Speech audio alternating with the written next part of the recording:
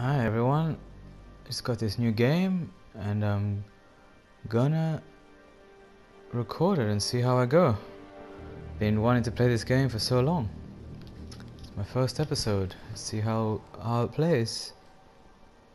Thank you, PlayStation Plus. Yeah.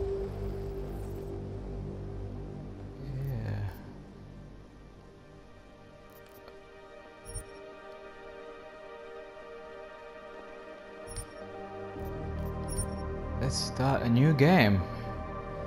Shall we?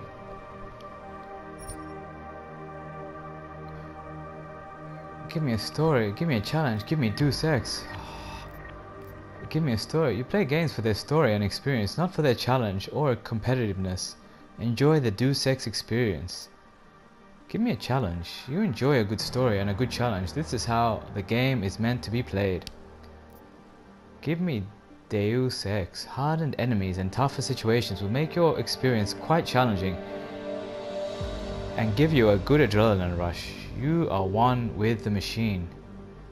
Ooh. You enjoy a good story and a good challenge. This is how the game is meant to be played. Yes, let's play. Oh.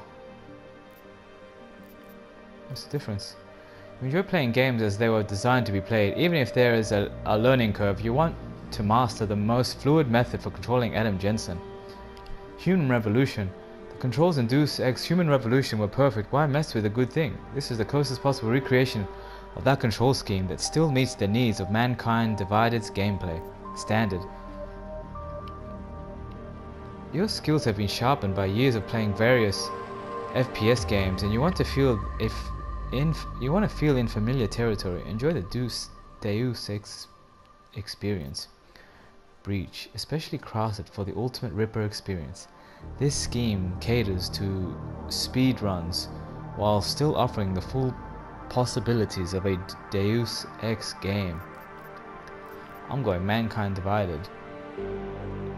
The way it was meant to be.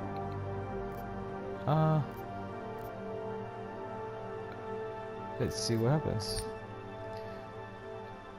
Deus Ex Human Revolution recap video. You can enjoy Deus Ex Mankind Divided as a standalone experience. You can also relive the events of Deus Ex Human Revolution, which took place 2 years prior, by watching a 12-minute recap video.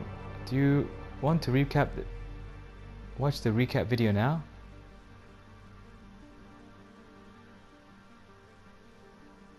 Yes. The year was 2027. Advances in biotechnology were helping people improve their physical and mental abilities to an amazing degree. Provided, of course, they had enough money. A new breed of people was emerging, half human, half machine. And in Detroit at least, not everyone was happy to see it. I'd just landed a job as head of security at Seraph Industries, a cutting-edge biotech firm. David Seraph himself handpicked me for the job. Said he needed me to keep his people safe. My ex, Megan Reed, was one of them. Brilliant neuroscientist, Megan had found a way to make augmentation safe and affordable for everyone. All she had to do was present her research to Congress. But the night before her big meeting, my security measures failed. A team of Black Op mercenaries stormed into Seraph headquarters, massacring everyone in sight. 3 of the mercs were heavily augmented walking tanks. Their mission? Take out Megan and her team. I tried to stop them, but their leader tossed me through a plate glass wall. Last thing I heard as his bullets slammed into my brain was Megan's dying scream. I should have died with her. Only I didn't. High-end military-grade enhancements saved my life. The best augmentation Seraph's money could buy. Took me half a year to get a feel for it. Should have taken longer.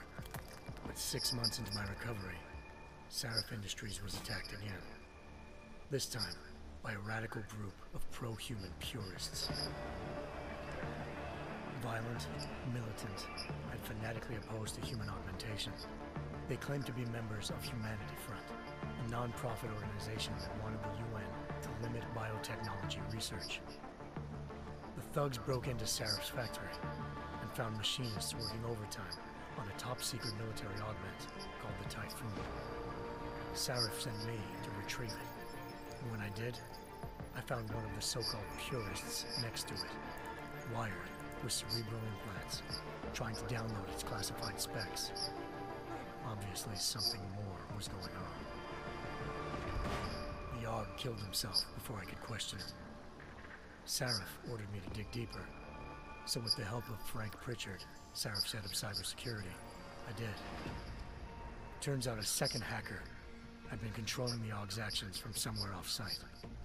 Pritchard and I tracked his signal to a secret FEMA internment camp in Detroit. The Black Op mercenaries were there. The same mercs who'd left me for dead 6 months before. Figured they'd try again when they saw me. It wasn't so easy for them this time. I took out the tank named Barrett, even got him to give me a new lead. A penthouse apartment in China. Of course, we both knew it would be a trap in the end.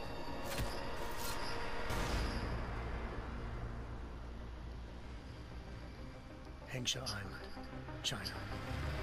Home to a city so crowded, they had to build a second city on top of it. Trying to find clues in Hengsha wouldn't be easy. Lucky for me, I wasn't alone. Farida Malik, Sarif Industries' ace pilot, had lived in Hengsha before. A good person to have on your side. She knew enough about the place to get me around. Malik dropped me in the lower city, close to the penthouse Barrett had told me about. Bell Tower Associates, a private security firm under contract to the Chinese government, had agents tossing the suite when I arrived. Just not for the reason I'd been expecting. Turns out the man who lived there was a criminal hacker named Van Bruggen. The same hacker who'd been remotely controlling the Aug in Sarif's factory. Van Bruggen's panicked decision to force the man to commit suicide had been a mistake. Now his mercenary partners were gunning for him, and I needed to find him before they did. Locating Van Bruggen meant playing nice with the Triads, Hengsha's organized crime lords. They had the hacker holed up inside a low-rent capsule hotel. By the time I found him, Van Bruggen had no qualms giving up the woman who hired him. Zhao Yunru, president of the Taiyuan Medical Corporation. According to Van Bruggen, Zhao wanted to monopolize the augmentation industry and had hired Black Op mercenaries to destabilize her competition. Sarif Industries was at the top of her list. To prove this, I needed to get inside TYM and grab a surveillance hologram off a server. I suspected Van Bruggen was hiding something when he told me this, but nothing could have prepared me for what I saw. Megan wasn't dead. She and her 4 best researchers had been kidnapped, spirited away somewhere while their kidnappers made it look like they were dead. Desperate to learn more, I confronted Zhao in her penthouse. She claimed to be a pawn in a bigger plan, and hinted at a group so powerful it controlled global interests at a whim. Then she slipped into a panic room and hit the alarm, forcing me to make a very quick exit. I figured Zhao was lying, but part of her confession made sense. David Sarif had been worried about his people. So worried, he'd required all of them to have subdermal locator devices surgically implanted. The GPOs would have been broadcasting the day of the attack. But Zhao said a single call to Picus, the world's leader in global 24-hour satellite news, had turned those signals off. I needed to fly to Picus headquarters in Montreal if I wanted to learn more.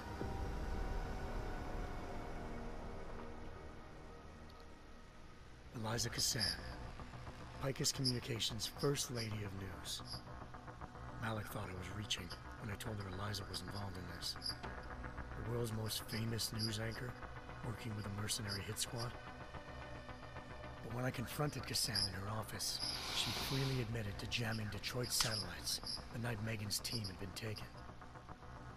Said she's just been following her commands. I suspected she wanted to say more. But Black Op mercenaries showed up, looking to shut us both down. And just like that, the Eliza I'd been talking to disappeared. The mercs were led by an augmented killer I crossed paths with twice before, Fedorova, a a woman who'd made silence her best friend. She waited for me to track Eliza's transmission to a secret server room underneath the Picus complex, then jumped me from behind. A deadly fight ensued. I made sure she never moved silently again. With Fedorova down, and no one left to keep Eliza quiet, she reappeared. Turns out Picus's First Lady of News wasn't a lady at all. She was a sophisticated AI program, engineered to monitor data streams and control what people believed. Eliza told me the Mercs had brought in a Humanity Front doctor named Isaiah Sandoval to remove the scientist's implanted tracking devices while Detroit's satellites were down.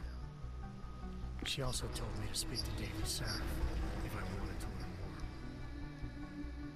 By the time Malik and I got back to Detroit, tensions between normal and augmented citizens had reached a flashpoint. Riots were breaking out in several cities. The UN was being urged to intervene. Sarif was trying hard to convince Hugh Darrow, the inventor turned philanthropist who'd once been a leading proponent of enhancement technologies, to help stop a possible regulatory vote. Sarif had a lot riding on Darrow. Megan's discovery would have given millions of people the chance to evolve beyond their normal human abilities, and at the same time catapulted Sarif Industries to the top of the Fortune 500. According to Sarif, Megan's kidnappers knew this, and didn't want people evolving unless they controlled how it was done. He called his enemies Illuminati, and urged me to keep searching. Determined to do so, I tracked down Sandoval via America's most outspoken augmentation opponent, Bill Taggart, Sandoval's boss and founder of Humanity Front. Sandoval admitted to operating on Megan's team when I confronted him, but said he hadn't removed their GPLs. He'd merely switched them to a different frequency. Pritchard was able to trace one of the signals to China. Malik and I immediately took off in pursuit. Unfortunately, the Illuminati were one step ahead.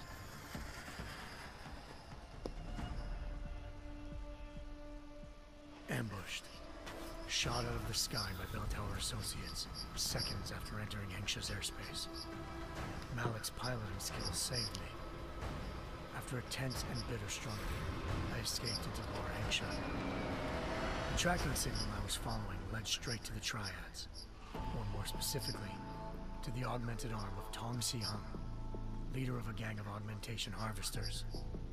Tong said they'd taken the arm off a corpse, which Bell Tower had left at their door, meaning at least one of Sarif's scientists was dead. Maybe not the rest of them, though. Tong pointed me to a port used for human trafficking and helped me slip aboard a Bell Tower ship. We were sailing to Rifleman Bank Station, a military base in the South China Sea. Bell Tower was holding kidnapped civilians as prisoners there, and using them to perfect the Hyron project, a human-computer interface that left most of its test subjects dead. My search for Megan would have ended then, if not for a mysterious ally named Quinn.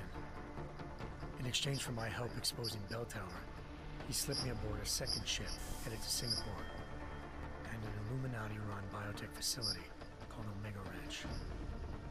3 of Sarif's scientists were there, forced by their captors to create a technology capable of remotely shutting down augmented abilities. Thanks to an emergency recall notice issued by the World Health Organization, millions of people all over the world already had the biochip installed. With the help of the scientists, I tracked Megan to a private section of the ranch. There, I ran into Yaron Namir, the walking tank who'd put a bullet in my brain the first time we met. He'd teamed up with Zhao and was hoping to catch me off guard. But the little ambush didn't work. I found Megan in a suite belonging to Hugh Darrow, the billionaire philanthropist who'd Sarif had called on for help. Darrow had convinced her to go along with the biochip plan by promising to sabotage the tech. As she was explaining this, Darrow appeared in a global broadcast, telling the world that augmentations would be the death of mankind. Then he activated the biochips to prove his point. All over the world, augmented people flew into a killing frenzy. Darrow had betrayed everyone, and it was up to me to set things right. To do it, I had to reach Panchaea a massive installation in the Arctic Ocean.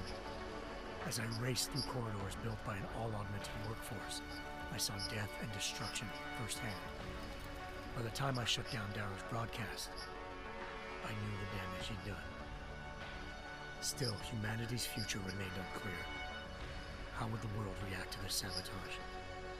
Would people ever regain their faith in augmentations again? What would be the Illuminati's next move?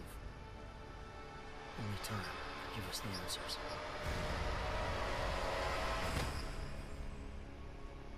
Only the Illuminated exist. That was exciting. What an awesome recap.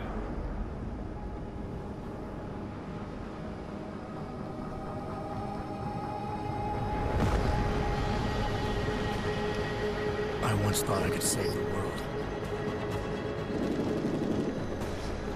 Now look at it.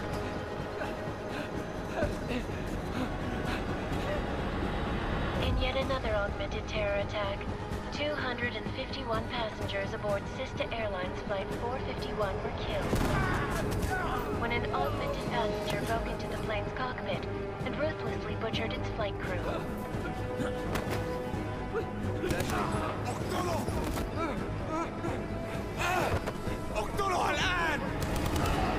Details recovered from the black box recorder suggest that the man may have been suffering flashbacks to the AUG incident. That horrible day 2 years ago when augmented people all over the world flew into a psychotic killing spree, causing the greatest loss of life in recent history. That wasn't 2 years ago, it was like Sometimes 5 years ago. You just have to let go. And embrace what you've become. Not gonna go all wonky on us now, Hansa, are ya? Well, if I do, McCready, I guarantee you'll never see it coming. Agent Jensen! Awesome. Am I gonna have a problem with you? No, sir. No reason to assume you would. Good. Because you are the only augmented operative on this team, and I intend to make good use of you. Listen up, all of you. We got a sandstorm barreling down our ass and we can't afford to make mistakes. Aussie, We're eh? going after this man, an arms dealer named Shepard. He's ex-Bell Tower, one of the Special Forces commanders who disappeared during the incident. And he's come out of hiding. That cannot be good. It's not. He's selling weapons and military-grade augments to terrorists. This is Iran Singh, the undercover agent who lured Shepard out of his hole. Best you see Interpol's got. For 3 years he's worked hard to get in tight with the Jinn, an Iraqi smuggling cartel that's infected the Eastern Hemisphere like a plague. Last week, our arms dealer sent a message to the Jinn, offering to sell them a shitload of black market merchandise dirt cheap. They told Singh to handle the buy. They're not gonna like it when Interpol disrupts their party. Singh's cover really that good? It is right now. We need to keep it that way. This is where the deal's going down. A half-finished high-rise hotel that's been abandoned ever since the incident. It's not a pretty picture inside. Let me guess. Most of the laborers were augmented with heavy-duty industrial rigs. So when the incident hit, and they all went schizo, things got gruesome real fast. And no one, except for some homeless junkies, have been inside the place ever since. So what's the plan, Director? Singh's meeting Shepard on the ground floor, inside the hotel's main atrium. He sent the bulk of his Jinn crew to the penthouse levels to secure a vantage point. I want McCready's team to take up positions overlooking the atrium and make the arrest. Jensen, you're going in solo from the roof. My objectives? Keep the Jinn from joining the party.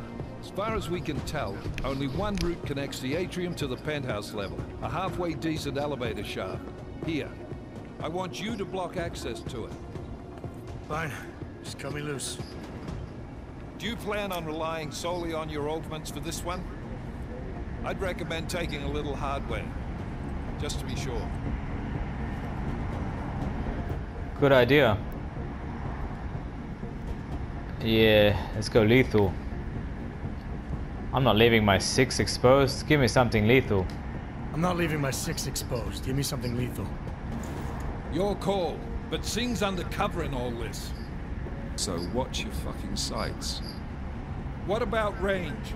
There's lots of wide spaces and high ceilings in there, but a number of tight and constrained rooms too. So it's a crapshoot, really.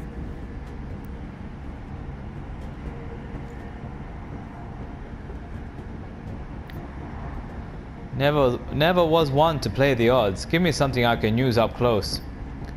Well, I'm not looking to play dice with anyone in there. Give me something with distance.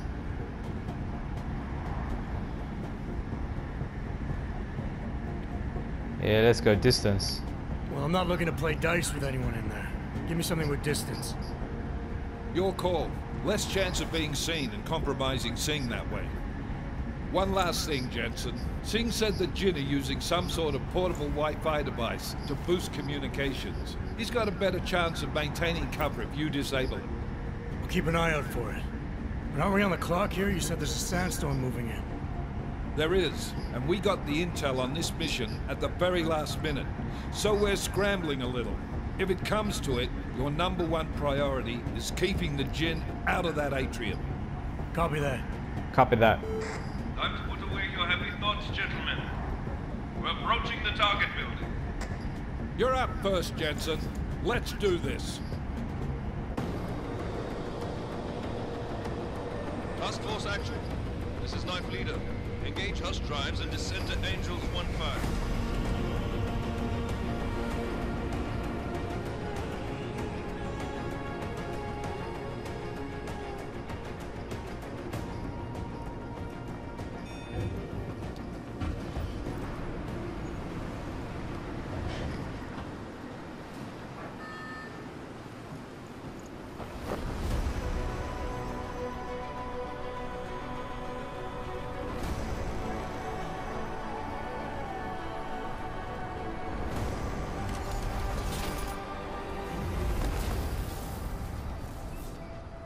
Awesome.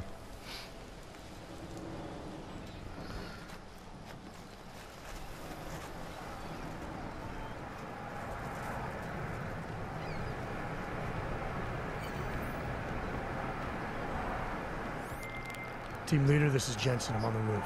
Solid copy. Move into the building.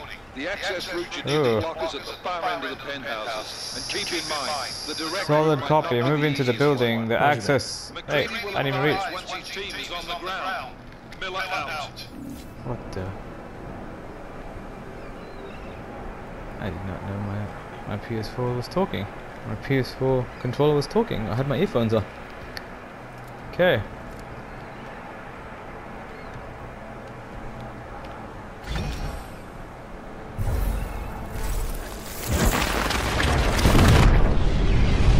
What did I just do?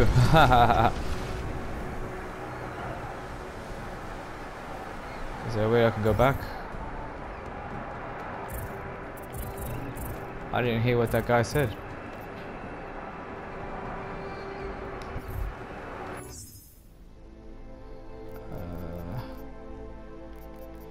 Huh? Aw. Let's just see what happens. What's this? Oh. Huh? What's this? What's going on? Oh, I can. There you go. I can throw a bucket. Let's kick the bucket.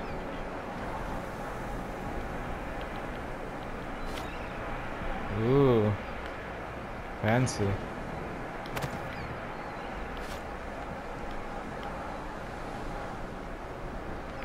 I throw with 2 hands. Okay.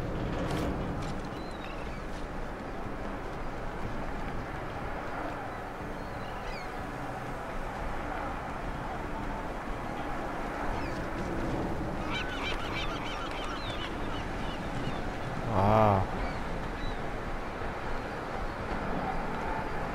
I haven't played a first-person shooter in ages, and I haven't played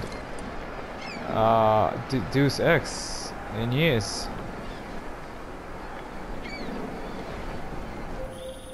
Jensen, we're moving through. Oh, fuck! What's wrong? The Jin have got a few Jennies up and running. Gonna have to hack keypads. You should enjoy it, McCready. They have colors and shapes. Just remember, red means bad. Fuck you. How do I change the options? wireless controller. I just listen to it from my earphones. Since I've got my earphones on right now.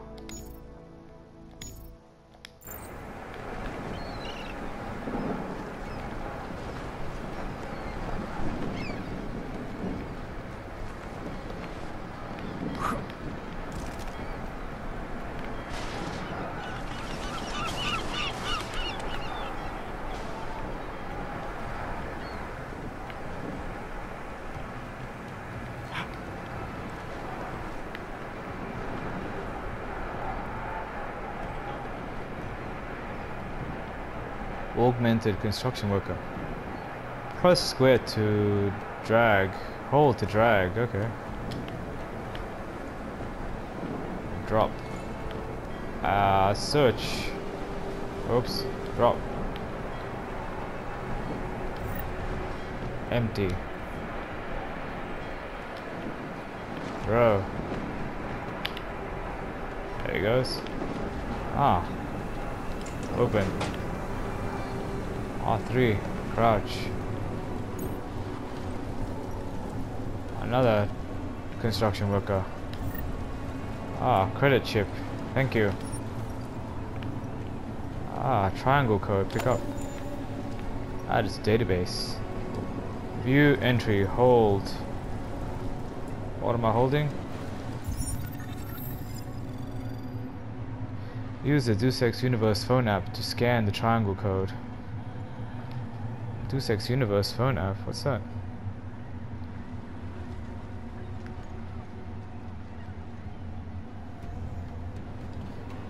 Maybe I'll download it. If it still exists, it should. On my iPhone. I'm going back in time to use my iPhone. In 2029, iPhones don't exist. Not to my knowledge.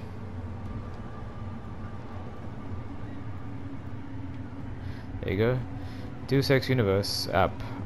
Finding it. Oh, I'm getting it right now. Square Enix. I've got. Yes, done. And then downloading.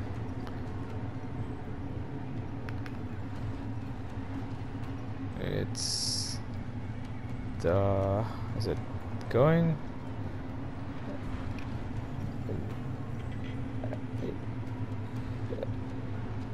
Oh, I don't have enough storage on my phone. That's not good. Okay then. I'll have to leave that. Oh, wait, unless I can delete something. Delete.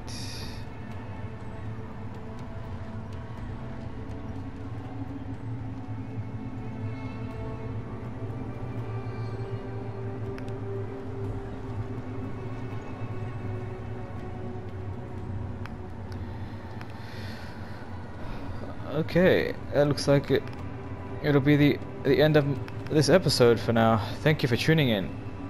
I'll be back with episode 2.